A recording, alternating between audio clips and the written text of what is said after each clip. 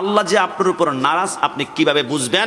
আমার আল্লাহ বলে, আমি যখন বান্দার উপর নারাজ হই আমি আল্লাহ সব ঠিক রাখি, তার অক্সিজেনটা পর্যন্ত আমি আল্লাহ নেই না। মনে করেন আপনি জেনা করবেন, দরজা বন্ধ করেছেন, জানালা বন্ধ করেছেন, এরপর আপনি ভালো করে খুঁজে দেখেন দরজার কোনো ছোট্ট ছিদ্র টিদ্র আছে কিনা, কেউ দেখে কিনা, আপনি টিস্যু দিয়ে সেইগুলো পর্যন্ত বন্ধ করেন। আমার আল্লাহ বলে, বান্দা এতগুলো যে ছিদ্র বন্ধ করলা, আমি আল্লাহ যদি অক্সিজেনটা এখন বন্ধ করে দিই কেমনটা হবে? কিন্তু আমি আল্লাহ তো রহমান, তুই জেনা করবি, সব ছিদ্র বন্ধ করলে দরজার ছোট্ট ফাঁক দিয়ে আমি আল্লাহ তোর জন্য অক্সিজেন পর্যন্ত সাপ্লাই করি। আমি আল্লাহ কত বড় রহমান। কিন্তু বান্দা শুনে না, আমি যখন তোমার উপর নারাজ হব অক্সিজেন কিন্তু নিব না, রিজিক নিব না, চোখের জ্যোতি নিব না, তোমার হাত পা চোখ সমস্ত অঙ্গ প্রত্যঙ্গ স্ট্রং রাখবো। তুই সকালবেলা উঠলে নাস্তা রেডি থাকবে, দুপুর লাঞ্চ রেডি থাকবে, রাতের বেলা ডিনার রেডি থাকবে, তোর যত প্রয়োজন সব পূরণ করবো।